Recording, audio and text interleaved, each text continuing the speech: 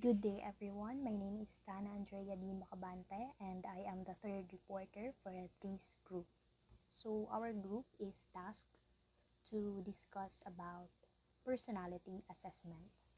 So there are fundamental questions that must be addressed in the conduct of assessment and even in testing.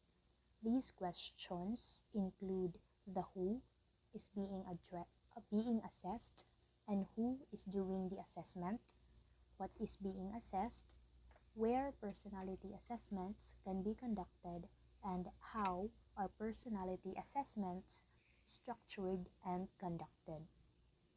Knowing the answers on these questions will not only provide students, those who assess, and even those who are assessed, and those who will be encountering assessment, the knowledge, but will also allow them to understand the need, the proper way to conduct, and the possible and accurate method of assessment in a certain context. So for the second reporter, she has already discussed about who, the questions who and what in the assessment. So for my part, I will be discussing or I will be focusing on the where and how in personality assessment or in the assessment. So for our topic outline, we have to answer where the assessment is conducted and how the assessment is conducted. So under the question how, we have to answer the scope and theory, or we have to discuss about the scope and theory, the procedures and item formats, frame of reference, scoring and interpretation, and the issues in personality test development and use. So for our intended learning outcome at the end of the discussion, we will be able to answer the questions in the assessment, particularly the wheres and the hows. So first, where are personality assessments conducted? So saan nga ba isinasagawa itong personality assessments? Although very familiar na tayo kung ano itong assessments, kailangan din natin masagot kung saan nga ba ito kadalasan nangyayari, kung specific or nakafocus lamang ba ito sa iisang place or may iba't ibang places ba na pwedeng i-conduct itong personality assessment. So, testing and assessment actually can be conducted in various settings. It can be on the places that are expected that a test or assessment can be conducted. So, may mga lugar na expected natin na maaring isagawa yung testing and even the assessment. So, ito yung mga lugar na tinatawag nating traditional settings. So, ano yung traditional or traditional sites? So, we have of course the school, hospitals or clinics, academic research laboratories, employment counseling and vocational selection centers, and the offices of counselors and psychologists. So we have the traditional sites and the natural settings. Ano naman itong natural settings? Ito yung mga lugar na kumbaga hindi gaanong expected.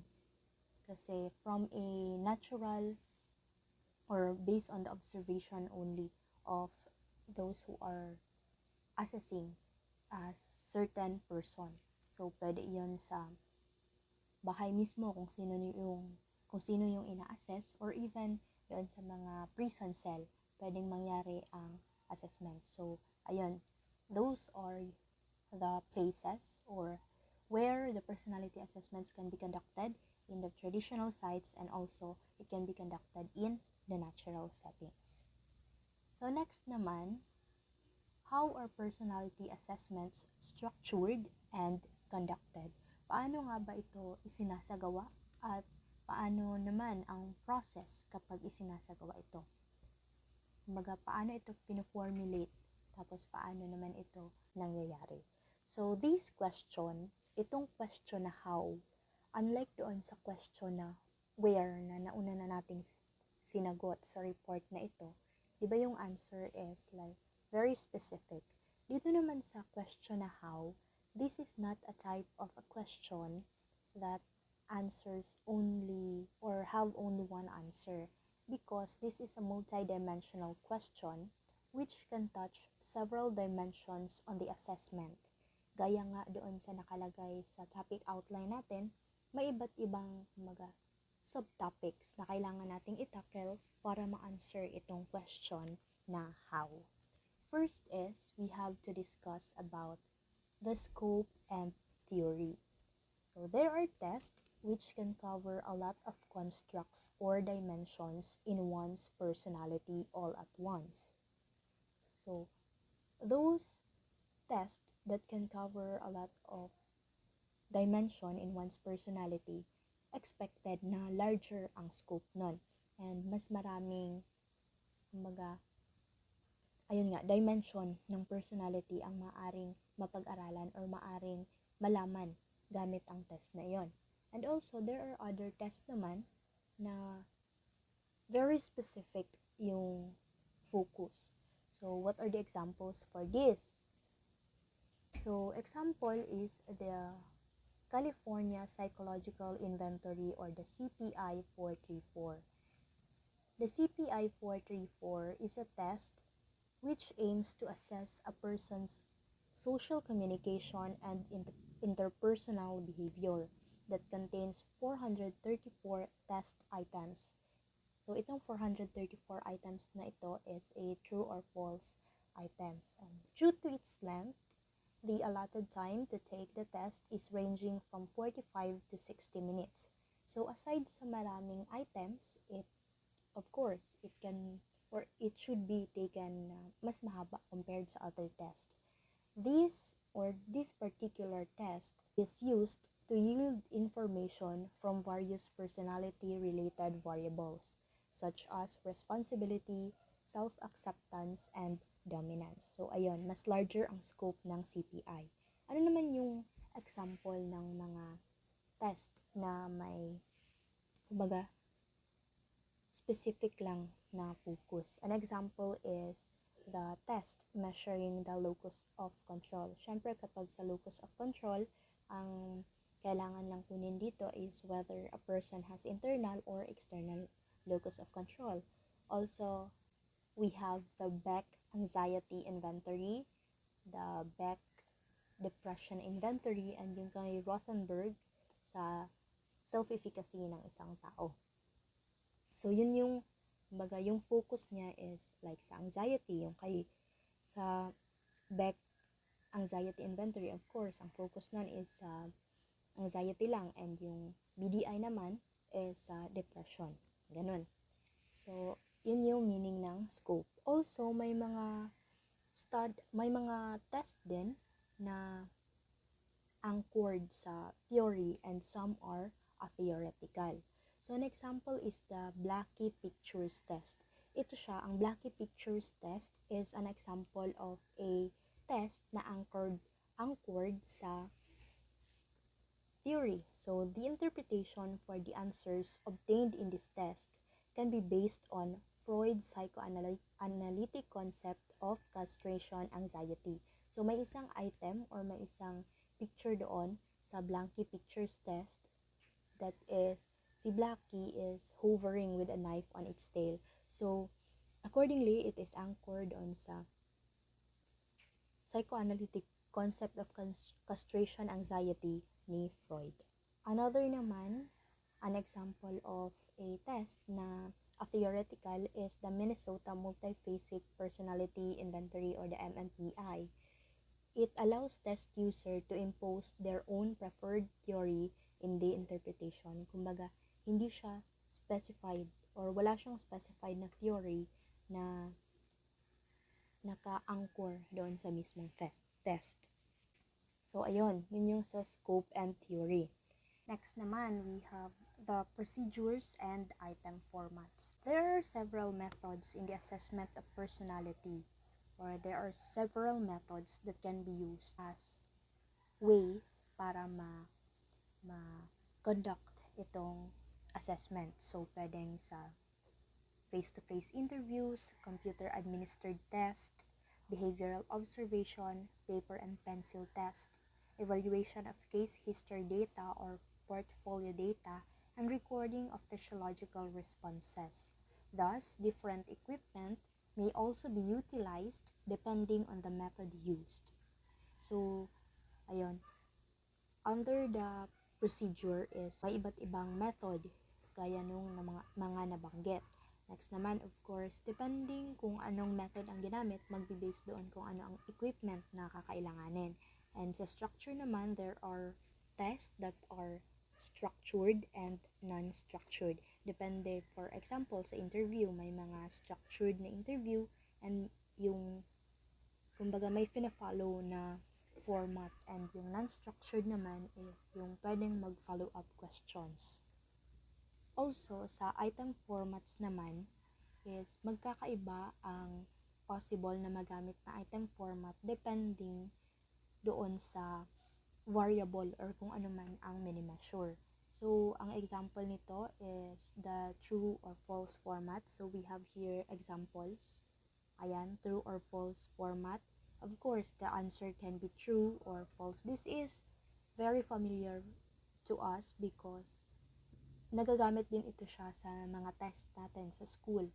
So, the question will only need an answer of true or false. Depende doon sa item kung totoo ba or hindi.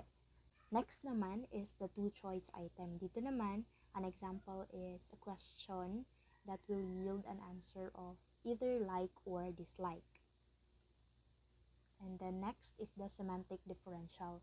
Dito sa semantic differential, it has bipolar adjective separated by 7-point rating scale. So, like sa example, ang bipolar adjective is the warm and cold. Tapos, depende kung saan mo i-rate yung sa 7 na doon sa rating scale na 7, depende kung kumbaga, kung saan ka, or in the middle, or near sa cold, or doon talaga sa cold, or farthest ka sa cold, which is the warm. So, ayun yung semantic differential.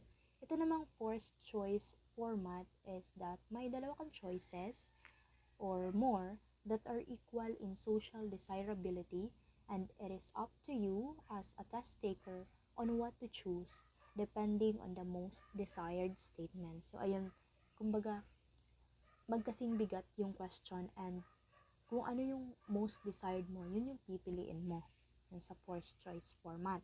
Next naman, sa adjective checklist format, from the word itself, may mga adjective dyan. And then, doon sa adjective, of course, that describes a person, yung mga traits ng person.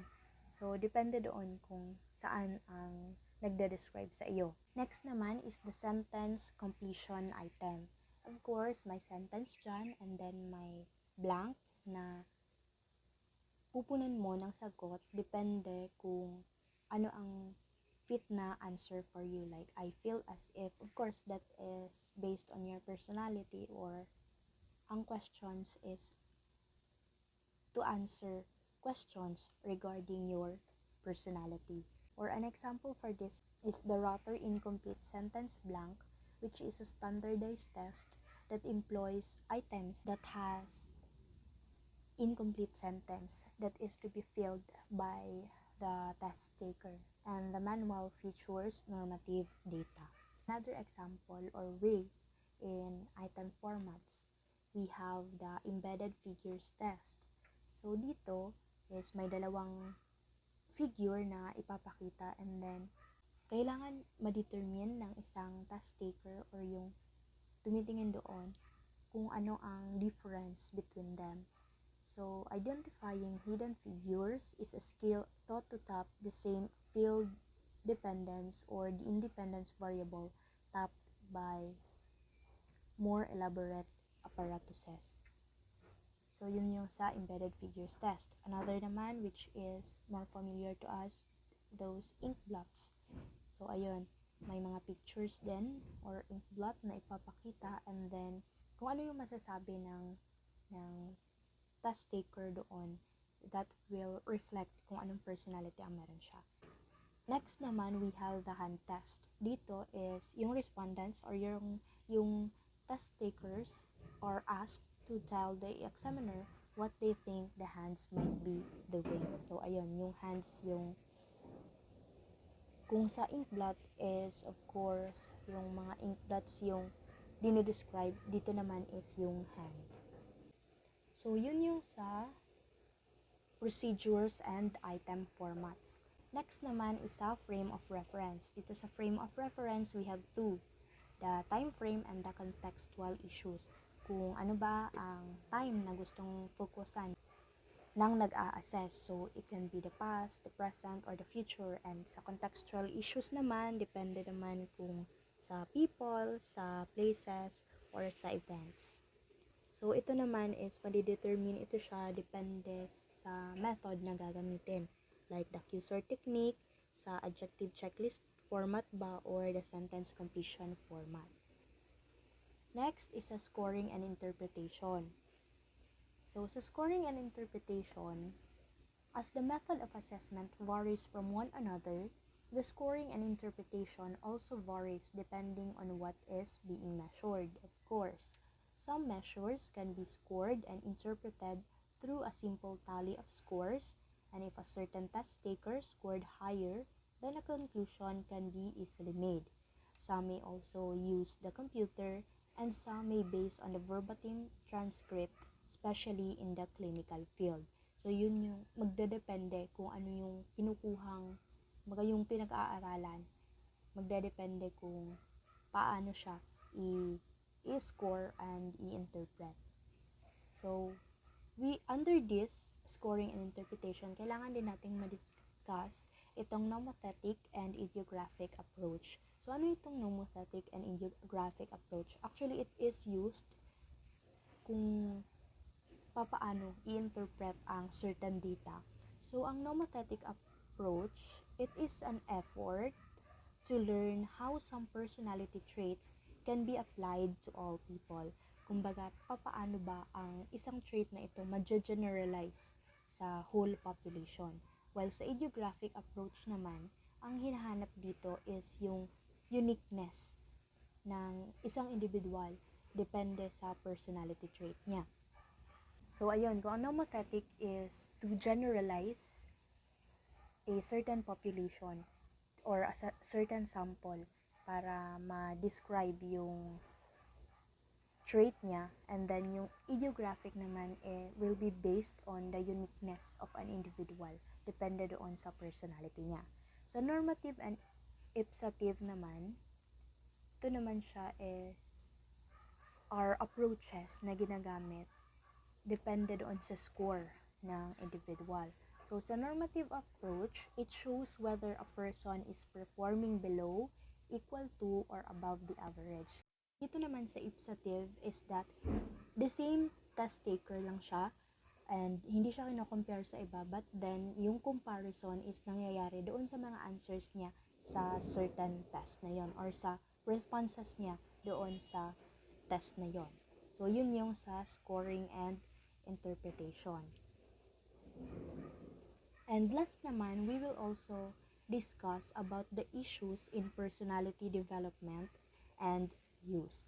Of course, there are issues na present dito sa development and paggamit ng mga personality measurements. So, first is to include or not to include a validity scale on a personality test. So dito, there are certain methods which are argued to be in need of validity scale, especially on self-reports. However, some also argue that their test no longer needs this. So may mga test na nangangailangan ng validity scale, pero sinasabi naman ng developer na hindi na kailangan, lalong-lalo na sa self-reports. So ayun siya. It is a usual problem but of course, it is also better to have a validity scale para mas masigurado natin na valid din yung magiging response and magiging interpretation ng assessment natin. Second is on language.